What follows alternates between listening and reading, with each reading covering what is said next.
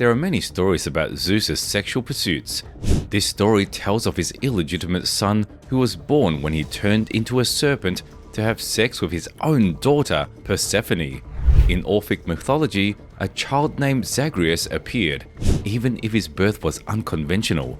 Zeus, despite his circumstances, planned to make Zagreus his successor and give him limitless power.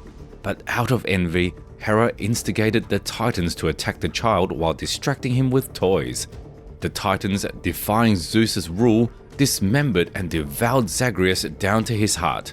Fortunately, Athena intervened, saved the child's heart, and gave it to Zeus, who then consumed it. Zagreus is the first mentioned in a line quoted from the ancient Greek epic Alcmeonis, a poem that dates back to at least the 6th century BCE. In this line, he is described alongside Gaia, the personification of the earth, as the supreme among all the gods. However, some scholars argue that this reference only pertains to Zagreus being the foremost among the gods of the underworld.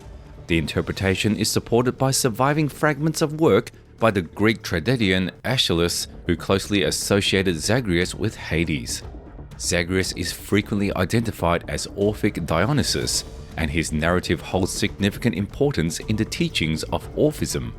According to the story, Zagreus, born to Zeus and Persephone, was tragically slain and devoured by the Titans. However, his heart was rescued by Athena and presented to Zeus.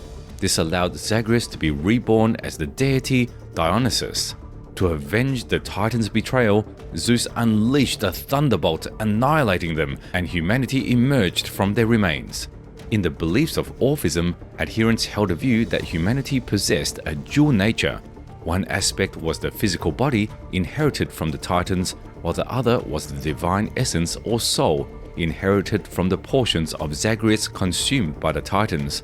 The primary focus of Orphism revolved around attaining salvation through acts of atonement during one's lifetime. Failure to do so would result in an eternal cycle of reincarnation.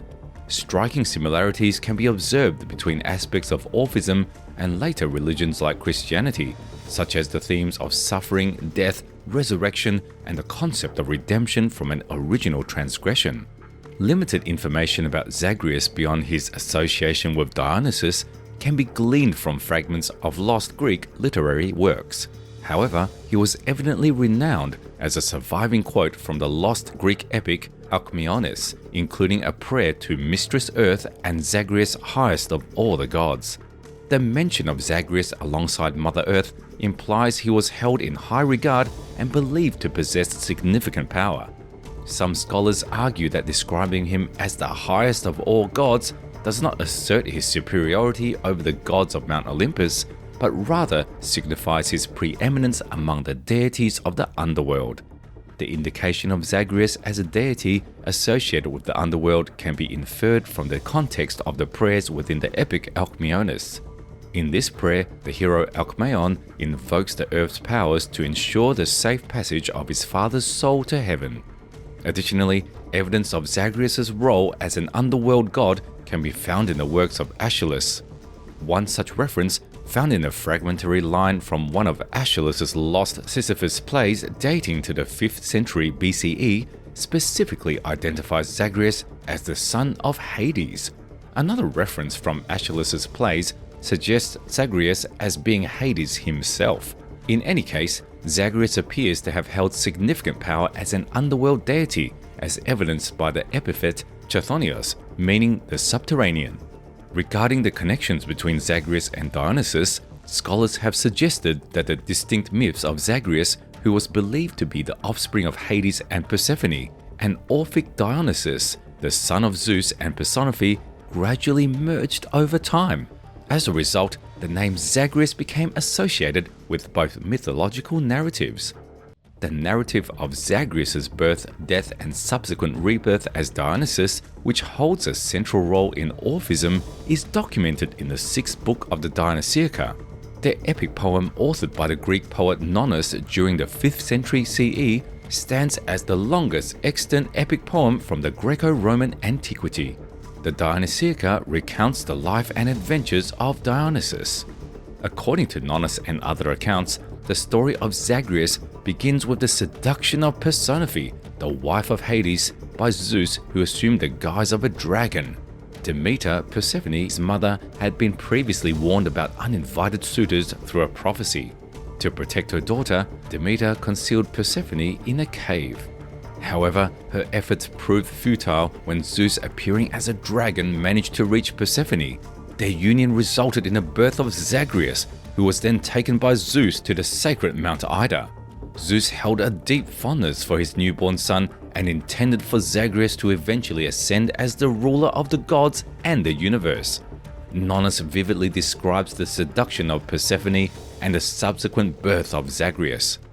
By this marriage with the heavenly dragon, the womb of Persephone swelled with living fruit, and she bore Zagreus, the horned baby, who by himself climbed upon the heavenly throne of Zeus and brandished lightning in his little hand, and newly born, lifted and carried the thunderbolts in his tender fingers.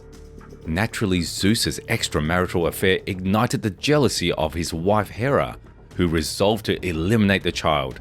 She collaborated with the Titans, ancient adversaries of the Olympian gods who had been overthrown by Zeus himself. Variations of the tale depict the Titans luring the infant Zagreus with toys or taking advantage of his fascination with his own reflection in a mirror. Regardless, the Titans, their face pallid with chalk, launched a vicious attack on the child, causing mutilation and death, followed by consuming fragments of his flesh. Some versions describe the Titans boiling the flesh in a cauldron, while others mention roasting it over a fire. Upon learning of his son's murder, Zeus was consumed by fierce and immediate wrath. Following the brutal slaying of the initial Dionysus, Zeus acquired knowledge of the mirror's trickery, which captured the reflected image. With an avenging torch, he attacked the mother of the Titans and imprisoned the murderers of the horned Dionysus behind the gates of Tartarus. The trees ignited, scorching the anguished earth's hair with intense heat. Zeus set ablaze the lands of the east. Blazing bolts engulfed the dawn lands of Bactria. The Assyrian waves ignited the nearby Caspian Sea and the mountains of India, while the Red Sea surged with fiery billows, warming the Arabian Nereus. The Titans, having devoured Zagreus, did not consume his heart, which was discovered by Athena and presented to her father Zeus. Zeus then ingested the heart shortly before impregnating Semele, leading to the rebirth of Dionysus. To further punish the Titans, Zeus unleashed his thunderbolt, obliterating them and reducing them to mere ashes. It is from these ashes that humanity originated. Through this origin, humanity was endowed with a dual nature, a flawed and sinful physical body inherited from the Titans, and a pure and divine soul derived from the fragments of the young god's body that the Titans had consumed. The myth of Zagreus, as depicted in Orphic beliefs, presents distinct variations in comparison to other narratives found in Greek literature, such as Hesiod's Theogony, particularly regarding the birth of Dionysus and the origins of humanity.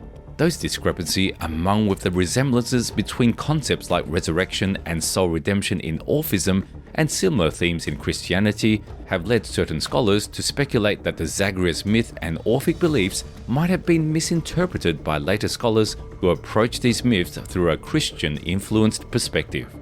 Supporting this notion is the observation that Nonnus, who provides the most comprehensive description of Zagreus' demise and resurrection, does not include the aspect of humanity emerging from the ashes of the Titans, which is a pivotal element in Orphic belief. The explicit mention of this crucial element is found solely in the writings of Olympiodorus the Younger, who wrote in the 6th century CE.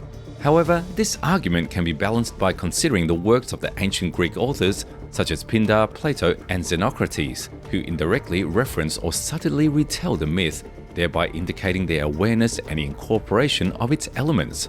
Zagreus exhibits similarities with the ancient Egyptian deity Osiris. Both Zagreus and Osiris were underworld gods who were killed by jealous relatives and subsequently resurrected. Another interpretation of the Dionysus-Zagreus myth is presented by Diodorus Siculus, who offers an allegorical explanation likening the dismemberment of Dionysus-Zagreus to the production of wine. Osiris is a prominent figure in ancient Egypt mythology and religion. he is often depicted as a wise and benevolent god associated with fertility, resurrection, and the afterlife. Osiris is known as the god of the underworld and the judge of the dead. In terms of character, Osiris is portrayed as a just and compassionate deity. He is revered from his role as a bringer of civilization, teaching humanity various arts, agriculture, and the principles of law. Osiris is also seen as a symbol of fertility and renewal, representing the cycle of life and death. One of the most significant aspects of Osiris' story is his betrayal and murder at the hands of his jealous brother, Set.